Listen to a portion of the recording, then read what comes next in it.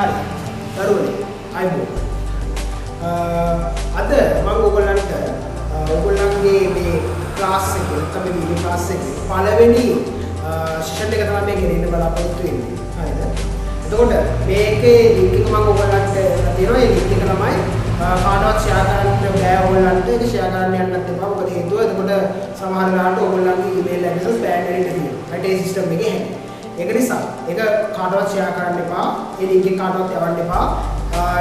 යවන තේරුමක් නෑ. මොකද ඒක ඔයගොල්ලන්ට මම පර්සනලි ඒක ඔයගොල්ලන්ට ඔයගොල්ලන්ගේ ඊමේල් වලට එපු එකක්. හරි. ඒකේ ඉඳලා ඒක වෙන කාටවත් තමයි යවන්න එපා. යවන තේරුමක් නෑ. ඒක ඔයගොල්ලන්ට අන්තිමට ඔයගොල්ලන්ට ඒක බලන්නත් බැරි වෙනවා.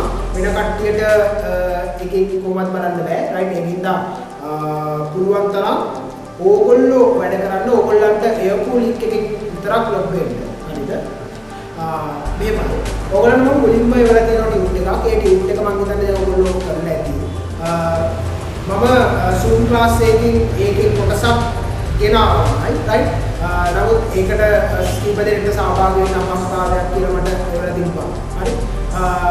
ඒක නිසා මුල ඉඳලා මම ඒක සාකච්ඡාව ඔයගොල්ලන්ට ගෙනියනවා. හරි. එහෙනම් මෙතන ඉඳලා ඔයගොල්ලන්ගේ ටියුට් එක අතර අරගෙන ඒ ටියුට් එකේ ඔයගොල්ලෝ කරපු නම මෙහෙමයි. ටියුට් එක කරන්නේ නැතුව කවුරු හරි මේක බලනවා නම් තේරුමක් නැහැ තමයි. ටියුට් එක පුළුවන් විදිහට කරලා ඊළඟට මේ ටියුටෝරියල් එක බලන්න.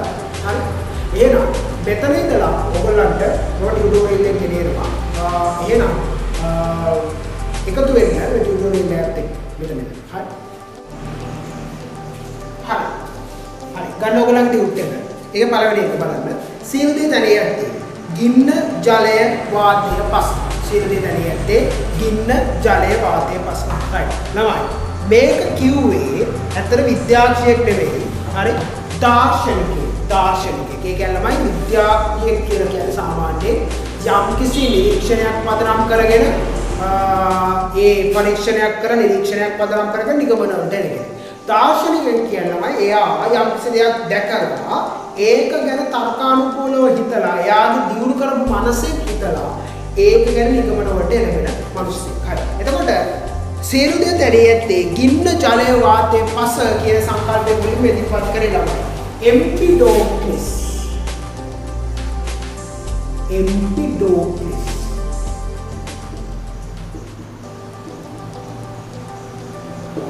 එම්පිඩෝක්ලිස් ගින්න, ජලය, වාතය, පස කියන එක මුලින් ඉදිරිපත් කරේ එම්පිඩෝක්ලිස්. බලන්න ඔයගොල්ලෝ ලියනවා. එම්පිඩෝක්ලිස්. ඊළඟට අංක 2. ද්‍රව්‍යමය ලෝකයේ ඉතා කුඩා අදෘශ්‍ය තවදුරටත් බෙදා වෙන් කර නොහැකි ද්‍රව්‍ය වලින් දැනෙනවා කියලා කිව්වේ ළමයි. ඩීමෝක්‍රිටස්.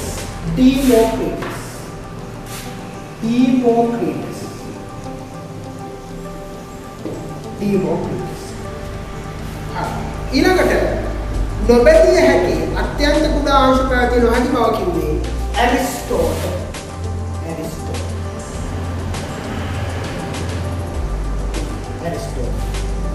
මත තියාගන්න මේවා විභාගේ MCQ සඳහා ඉතාමත් වැදගත් දේවල් දරුවනේ. ඒක නිසා මේවා අනිවාර්යයෙන්ම කඩපාඩම් කරගන්න යුතුයි. හරි. ඊගාව එක පදාර්ථයේ බෙදිය නොහැකි දැනුමේ සඳහා නිශ්චිත අනුගමනයක් දුන්නේ කවුද? ඉංග්‍රීසි ජාතික විද්‍යාඥයෙක් වන පාසල් ගුරුවරයෙක් වන ජෝන් ඩෝල්. ඊළඟ උත්තරේ ජෝන් ඩෝල්. දැන් බලන්න පළවෙනි එකට උත්තරේ කවුද? ඔබ කිව්වා පළවෙනි එකට උත්තරේ එම්පිඩෝක්ලිස්.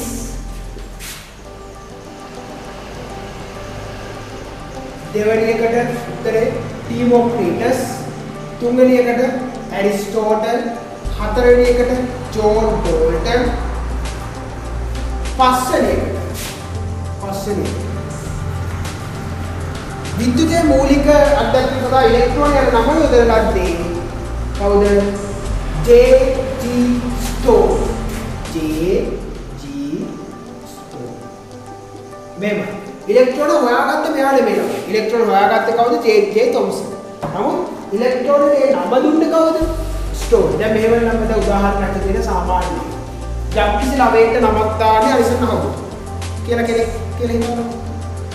හැබැයි එයා නම දැම්මා කියලා නමයාගේ අයිතිය යාට දෙන්නේ නැහැ. අන්න ඒ වගේ දේවල්. මොකක්ද ඒකට හේතුව? මේ සාමාන්‍ය ඉලෙක්ට්‍රෝනය කියන එකට ඉලෙක්ට්‍රෝන කියලා නම දැම්මේ රෙජිස්ටර්. හැබැයි ඒක හොයාගත්තේ වෙන කෙනෙක්. හරි? හොයා ගැනීමේ ගෞරවය ස්ටෝරේට දෙන්නේ නැහැ. එයාට දෙන්නේ නම යෙදීමේ ගෞරවය පමණයි. හරි? ඊළඟට 6 වෙනි. ක්‍රූක්ස් ගණනේ ඉපදවන ලද්දේ කවුද? ශ්‍රීමත් විලියම් ක්‍රූක්ස්. බලන්න හරිද කියලා? ශ්‍රීමත් විලියම් ක්‍රූක්ස්. ශ්‍රීමත් විලියම් ක්‍රූක්ස්. බලන්න ඔයගොල්ලෝ ලියනවා හරිද? ශ්‍රීමත් විලියම් ක්‍රූක්ස්.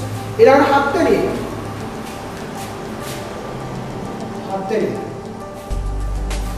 කැතෝඩය තුළ කුමන ද්‍රව්‍යයකින් සෑදුවද? නලය තුළ කුමන වායුව යෙදුවද? කැතෝඩ කෙරෙන ස්වභාවය ඒකාකාරව නිරීක්ෂණය කරේ බ්‍රිතාන්‍ය ජාතික විද්‍යාඥයෙකු ජේ.ජේ. තොම්සන්. එයා බ්‍රිතාන්‍ය ජාතික විද්‍යාඥයෙක් ජේ.ජේ. තොම්සන්. හොඳයි. ඊළඟට 8 වෙනි. प्लाम्परी मार्क की बात करें जे.जे. थॉमसन. प्लाम्परी मार्क की बात करें जे.जे. थॉमसन. මෙහෙමයි. විභාගයට අහන්න යනවා මොකද ප්ලාම්පුරි මාර්කුති කියන්නේ. يعني ප්ලාම්පුරි මාර්කුති සම්බන්ධ රචනාව කියන්නේ එහෙම නැහැ. ප්ලාම්පුරි මාර්කුතිය කියන අපි විද්‍යාක්ෂයකට විතරයි අහන්නේ. කවුද? ජේ.ජේ. තොම්සන්. හා. ඊළඟට 9 වෙනි එක ඉලෙක්ට්‍රෝනයේ ආරෝපණය අනාවරණය කරගත්තේ කවුද? ඉලෙක්ට්‍රෝනයේ ආරෝපණය අනාවරණය කරගත්තේ රොබර්ට් මිලිකන්. මොකක්ද ඒ යොදාගත්ත පරීක්ෂණය? තෙල් පිටු පරීක්ෂණ.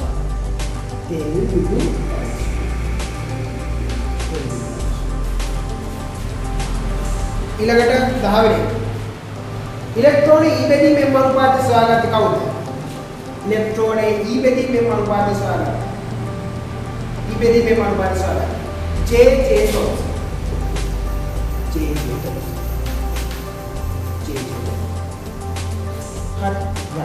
එකොළහ විකිරණශීලීතාවය හෙන්රි බෙකර්. විකිරණශීලීතාවය හෙන්රි බෙකර්. රන්පත් පරීක්ෂාව ඉදිරිපත් කරේ අර්නස්ට් රදර්ෆර්ඩ්,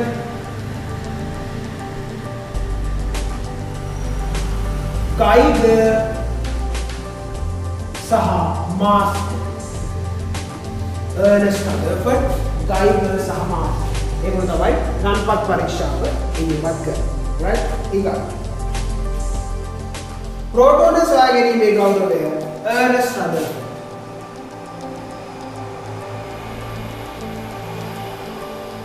प्रोटॉन सो आगे में गौरव इलेक्ट्रॉन सो आगे में गौरव जे.जे. थॉमसन. इलेक्ट्रॉन सो आगे में गौरव जे.जे. थॉमसन. न्यूट्रॉन सो आगे जेम्स चैट.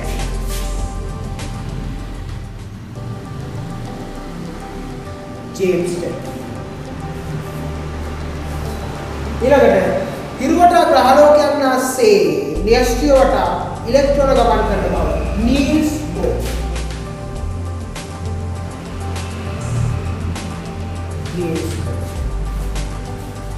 ඊළඟට න්‍යෂ්ටියේ ධනාරෝපණ සංඛ්‍යාව වැඩි වන්නේ ඉලෙක්ට්‍රෝන එකකින් බව මෝස් හෙන්රි මෝස්.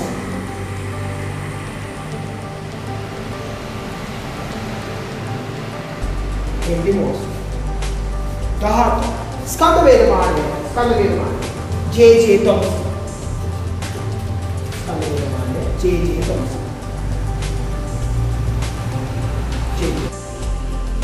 ඊළඟ දරුවනේ ජේ.ජේ. තොම්සන්ට අමතරව මේකට තවත් සහයෝගය දක්වුවා. right? ජේ.ජේ. තොම්සන්ට අමතරව Francis William Aston. Francis William Aston. Francis William Aston. right? ඊළඟට 19 විකිරණශීලීතාවය වෙන ගිය පාර ප්‍රශ්නේ හෙන්රි බෙකර්.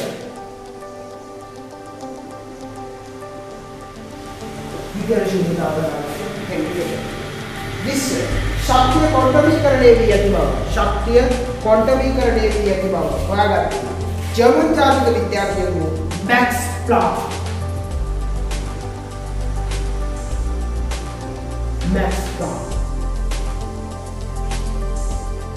21. क्वांटम वाद्य तवදුරටත් අභිවර්ධනය කරේ ඇල්බර්ට් අයින්ස්ටයින්. Albert Einstein.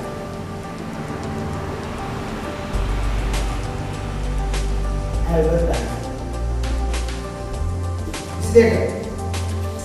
උච්ච තත්ත්වයේදී විකිරණ ශක්තියට අංශු ධාරාව, ඒ කියන්නේ ෆෝටෝන ධාරාව විදිහට හැසිරෙන්න පුළුවන් කිව්වේ ලුවී ඩී බ්‍රෝග්ලි. ලුවී ඩී බ්‍රෝග්ලි. එයා හඳුන්වා දීපු තරංගායාමයට අපි කියනවා විශේෂිත නමක් ඩී බ්‍රෝග්ලි තරංගායාම. ඊළඟට බෝර්ඩ් සමාන වූ වර්ගීකරණ පරිපාට දෙකක් ඉදිරිපත් කරේ. බෝර්ඩ් සමාන වූ वर्गीकरण परिपाटी देगा तो बात करें लुई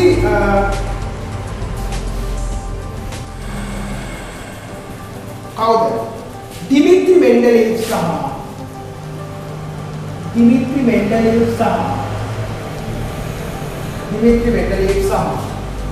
लोडमेयर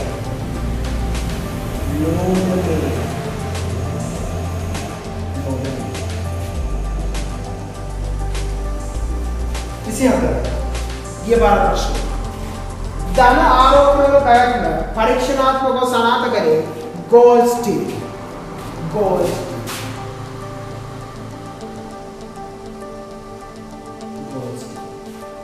हरे දැන් ඕගොල්ලෝ ගිය පාර මේක දැනගෙන හිටියා නම් දන්නවද ඕගොල්ලන්ට හරිද ගිය පාර විභාග ප්‍රශ්න ඔයාලා දාන්න ගිය පාර විභාග ප්‍රශ්න ඇහුවේ මෙන්න මේ ගෝල්ඩස්ටීන් ගැන गोल्डस्टीन क्या है हेनरी बेकर हाँ मेतන තියෙනවා ඕගොල්ලන්ගේ රසායන විද්‍යාවේ ඉන්න සියලුම විද්‍යාඥයෝ ගැන. එතකොට මේක ඕගොල්ලෝ දැනගෙන හිටියා නම් ඕගොල්ලන්ට ගිය පාර විභාගයේ MCQ පළවෙනි ප්‍රශ්න කිසිම අවුලක් නැතුව ගොඩ දාගන්න පුළුවන්. ඊළඟ ප්‍රශ්න ඩෝල්ටන්ගේ පරමාණුවාදය. ඩෝල්ටන්ගේ පරමාණුවාදයේ ප්‍රධාන උපග්‍රහණ හතරක් තියෙනවා. නැත්නම් උපකල්පන හතරක් තියෙනවා. ওই හතර ගැන අහලා තියෙනවා. අපි බලමු එකකින් එක. अंक डोल्टन किंवा पदार्थ හැදෙලා තියෙන්නේ තවදුරටත් බෙදා වෙන් කරන හැකි පරමාණු කියලා අංශ ජාතිය. මොකද පළවෙනි එක පරමාණු කියලා අංශ ජාතියකින් තමයි කවුද හැදෙලා තියෙන්නේ පදාර්ථය. පරමාණු කියලා අංශ ජාතියකින් තමයි පදාර්ථය හැදෙන්නේ. මොකද තමයි පළවෙනි උපකරණය. පරමාණු හැදෙලා තියෙන්නේ පදාර්ථය හැදෙලා තියෙන්නේ परमाणु කියලා අංශජාතිය. अंक 2. දෙවෙනි උපග්‍රහණය තමයි මේ පරමාණු නැවීම හෝ නැසීම සිද්ධ කරන්න බෑ. මොකක්ද දෙවෙනි උපග්‍රහණය? පරමාණු නැවීම හෝ නැසීම සිදු කරන්න බෑ. පරමාණු නැවීම හෝ නැසීම සිදු කරන්න බෑ. ඊළඟ තුන්වෙනි උපග්‍රහණය මොකක්ද? එකිනෙකට සරලසම පරමාණු එකිනෙකට සමානයි එකිනෙකින් වෙනස් පරමාණු එකිනෙකින් වෙනස් එකිනෙකට සරලසම ඒවා එකිනෙකට සරලසම පරමාණු එකිනෙකට සමානයි වෙනස් පරමාණු එකිනෙකට වෙනස් සරලසම පරමාණු එකිනෙකට සමානයි වෙනස් පරමාණු එකිනෙකට තමයි නම් උපකරණ. හතරවෙනි එක තමයි පරමාණු එකතු වෙලා අණු සෑදෙනකොට ඒ පරමාණු සංයෝජනය වන්නේ සරල පූර්ණ සංඛ්‍යාත්මක අනුපාතයකින්. සරල පූර්ණ සංඛ්‍යාත්මක අනුපාතයකින්. ඒක බලන්න උපග්‍රහ හතර බලන්න එකේ ඉඳලා පරමාණු right වලින් තමයි පදාර්ථ නිර්මාණය වෙලා තියෙන්නේ. තවදුරටත් බෙදා වෙන් කරන්න හැකි පරමාණුගේ රාශි ජාතියකින් තමයි පදාර්ථ නිර්මාණය වෙලා තියෙන්නේ. ඒතර පරමාණු මැවීමට හෝ නැසීමට බෑ. මොකද ළඟට සරසම පරමාණු එකිනෙකට සමානයි වෙනස් පරමාණු එකිනෙකට වෙනස්. ඊළඟට අනුසයන තියෙන්නේ සරල පූර්ණ සංඛ්‍යාත්මක අනුපාතයේ පරමාණු කුසල. ඕක තමයි උපක්‍රම සෙට්. right. ඒක හරිද? උපක්‍රම හතරම වැරදි. ඇයි? තමයි. පරමාණු කියන එක තවදුරටත් බෙදා වෙන කරන්න බෑ කියන එක නමුත් ඔයගොල්ලෝ දන්නවා පරමාණු බෙදා වෙන කරන්න පුළුවන් ප්‍රෝටෝන ඉලෙක්ට්‍රෝන නියුට්‍රෝන වලට බෙදා වෙන කරන්න පුළුවන්. උපපරමාණු 500. ඒකෙන්ද පළවෙනි උපග්‍රහණය වැරදි.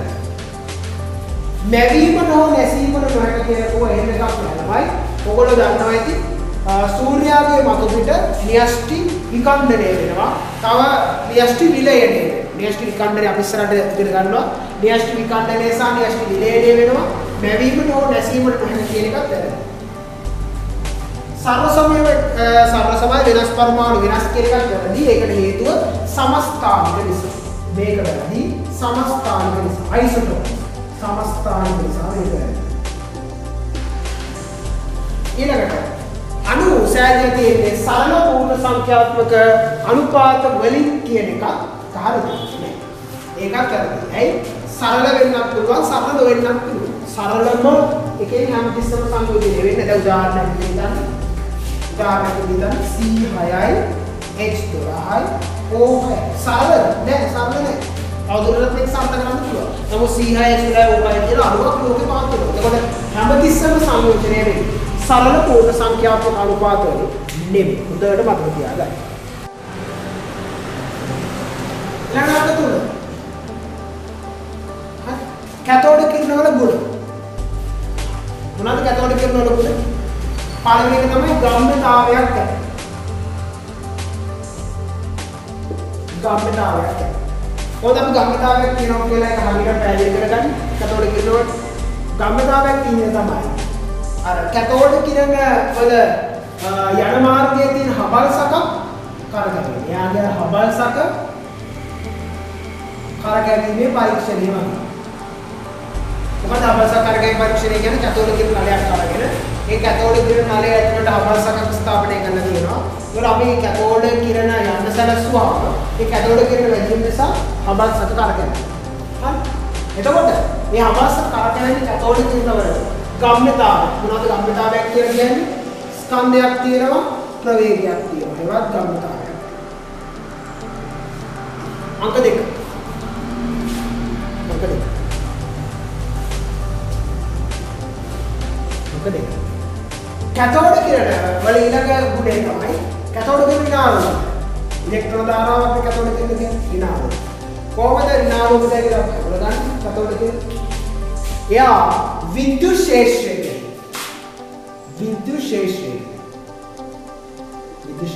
කොයි පැත්තටද විද්‍යුත් ශේෂ්ත්‍රයකදී ධනතාවු දිශාව ප්‍රවේගය විද්‍යුත් ශේෂ්ත්‍රයේදී ධනතාවු දිශාව ප්‍රවේගය එතකොට චුම්බක ශේෂ්ත්‍රයේදී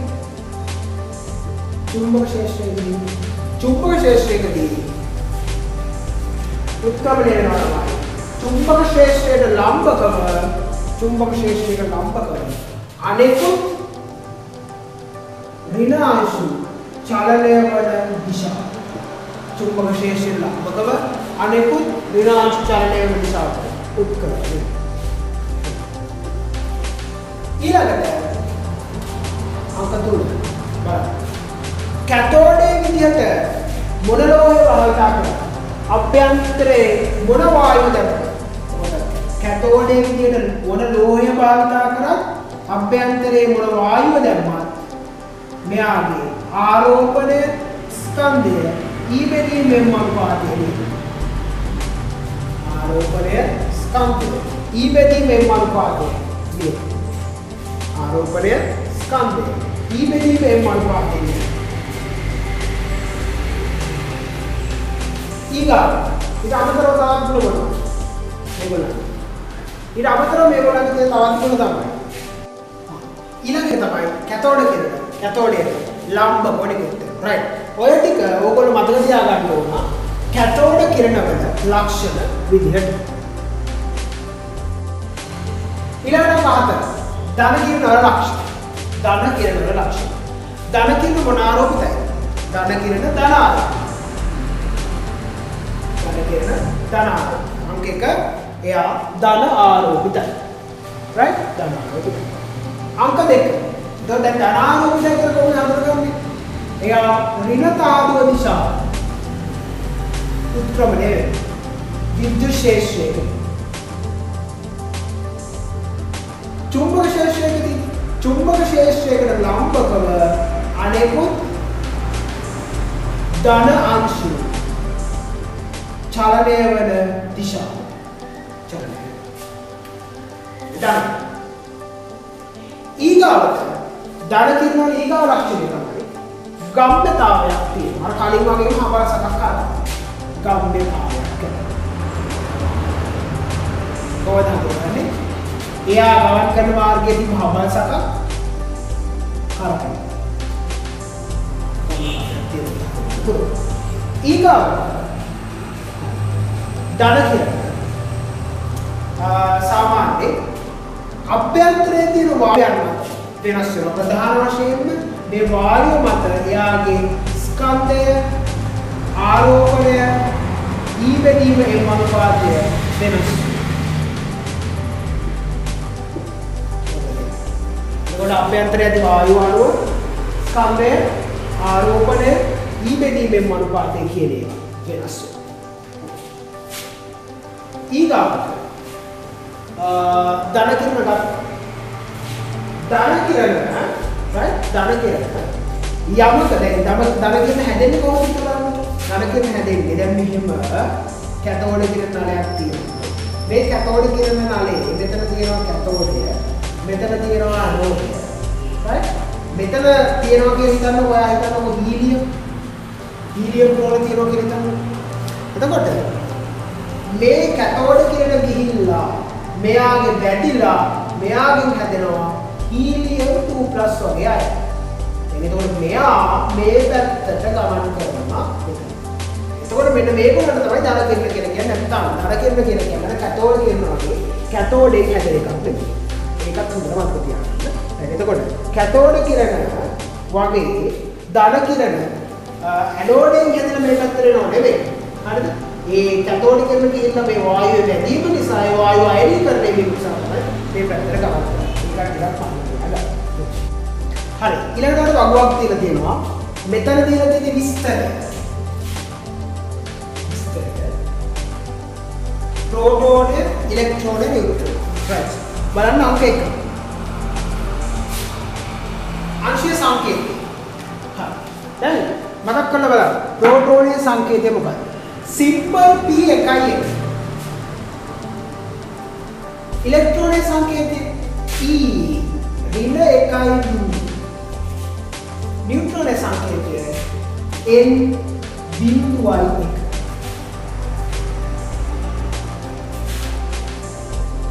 अंक 2. अंशु स्कंदය. प्रोटोन स्कंदය. right. මෙහෙම මේකේ දැන් අංශු ස්කන්ධ කිලෝග්‍රෑම් වලින් කියන එක අවශ්‍ය නැහැ. ඒක කපා ගන්න අංශු ස්කන්ධ කිලෝග්‍රෑම් වලින් කියන එක අවශ්‍ය නැහැ. කපා ගන්න. अंशुවේ सापेक्ष ස්කන්ධය කාට සාපේක්ෂ ස්කන්ධයද මේ අපි කතා කරන්නේ ප්‍රෝටෝනයට සාපේක්ෂව තමයි මෙසේ කරන්නේ ප්‍රෝටෝනයට සාපේක්ෂව.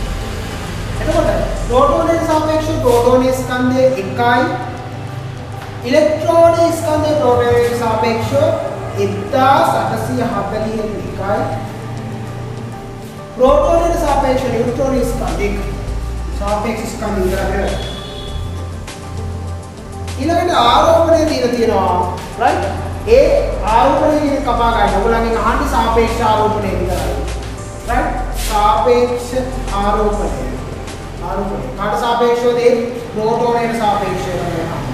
ප්‍රෝටෝනයට සාපේක්ෂව ප්‍රෝටෝනයේ ආරෝපණය ධන 1යි. ප්‍රෝටෝනයට සාපේක්ෂව ඉලෙක්ට්‍රෝනයේ ආරෝපණය 2යි. නියුට්‍රෝනයේ ආරෝපණය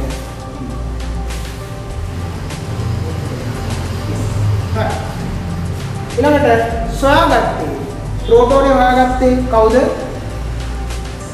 එර්නස්ට් රදර්ෆර්ඩ්.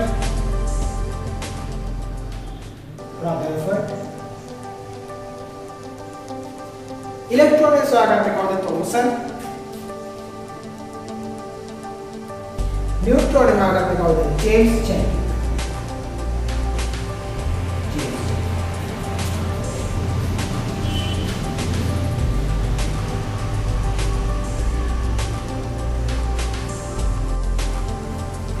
ඊළඟට ඇල්ෆා බීටා ගැමා කිරණ වල ස්වභාවය බලමු. ඇල්ෆා ගැන මුලින්ම කතා කරමු.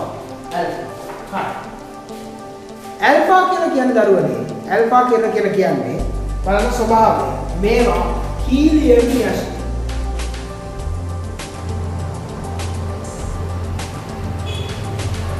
ඇල්ෆා කියන්නේ හීලියම් න්‍යෂ්ටි. ඇල්ෆා කියන්නේ හීලියම් න්‍යෂ්ටි. ඊළඟට සංකේතය ඇල්ෆා 2 7. ඒක තමයි සංකේතය ඇල්ෆා 2 7. ඊළඟට වේගය ආලෝකයේ ප්‍රවේගයෙන් භාගයක වගේ ඉඳලා ආලෝකයේ ප්‍රවේගයෙන් භාගයක වගේ ඉඳලා ආලෝකයේ ප්‍රවේගයෙන් 4/3 යන අවස්ථාව දක්වා වේගයෙන් චලනය කරන්න පුළුවන්. ආලෝකයේ වේගයෙන් භාගයක වගේ ඉඳලා 4/3 දක්වා චලනය කරන්න පුළුවන්. එතකොට මෙයාගේ ආරෝපණය ධන ආරෝපණය ධන දෙකක සාපේක්ෂ ආරෝපණයක් නෙවෙයි. ධන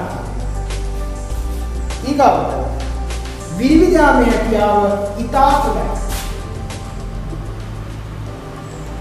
මොකද ඒකට හේතුව මෙයා ඉතා විශාලයි.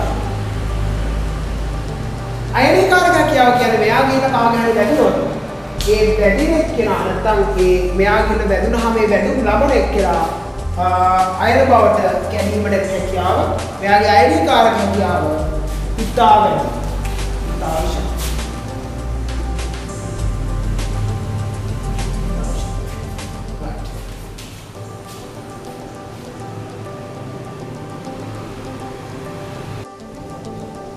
හොඳයි ඊළඟට බලමු බීටා කියන ගැන.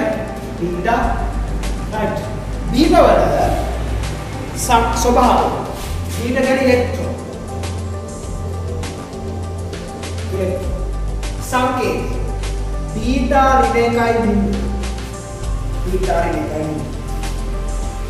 වේගය ආලෝකයේ ප්‍රවේගයෙන් 4/3 වගේ ඉඳලා ආලෝකයේ ප්‍රවේගයට ආසන්නයක් දක්වා ආලෝකයේ ප්‍රවේගයෙන් 4/3 වගේ ඉඳලා ආලෝකයේ ප්‍රවේගයට ආසන්න අගයක් දක්වා වේගයෙන් චලනය. ඊළඟට ආරෝපණය සමගින් කියන සාපේක්ෂ ආරෝපණය. ඍණ 1යි විනිවිදයාමේ හැකියාව මධ්‍යස්ථයි.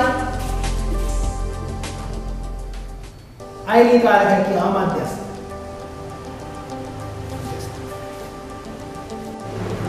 ගැමා කියන්නේ කවුද?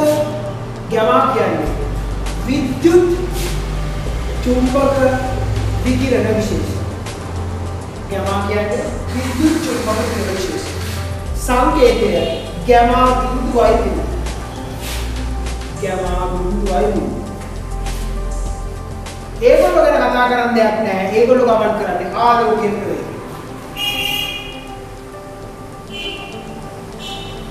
ආලෝකයේ ආරෝපණය ශූන්‍යයි. ආරෝපණය ශූන්‍යයි. විනිවිදයාමේ හැකියාව ඉතා වැඩි. ඉතා විශාලයි. අයනිකාරක හැකියාව ඉතා මත්යි.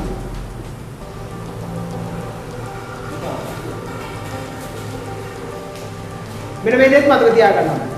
ඇල්ෆා කියන එක්කෙනා සාමාන්‍යයෙන් සුලංගික පවා විනිවිදයාම නතර කරන්න පුළුවන්. ඒ කියන්නේ යාගේ ඇල්ෆාගේ විනිවිදයාමේ හැකියාව ඉතාමත් අඩුයි. හරි? බීටා සාපේක්ෂව ටිකක් වැඩි. ඒගොල්ලෝ ඇල්මිනියම් තුනේ ඇල්මිනියම් තාඩුවක් කරහා විනිවිදයන්න පුළුවන්. ගැමා ගත්තොත් එයාගේ අති විශාල විනිවිදයාමේ හැකියාවක් තියෙනවා. එයා මීටර කීපයක් ගණනම කොන්ක්‍රීට් තාඩුවක් කොන්ක්‍රීට් තට්ටුවක් කරහා වුණත් විනිවිදයන්න පුළුවන්. එතකොට මේගොල්ලන්ගේ අයනිකාරක හැකියාව ගත්තොත් එහෙම ගැමා කියන අතිශය විනිවිදයන හින්දා මෙයාගේ අයනිකාරක හැකියාව ඉතාමත් පුළුවන්. එතකොට ඇල්ෆා බීටා ගැමා ගත්තොත් ගැමා වල තමයි අති විශාලම ශක්තියක් තියෙන්නේ. එතකොට ශක්තියෙන් වැඩිම විකිරණ විශේෂය ලවිද කියනවා. ශක්තියෙන් වැඩිම විද්‍යුත් චුම්බක විකිරණ විශේෂය තමයි ගැමා කියලා කියන්නේ.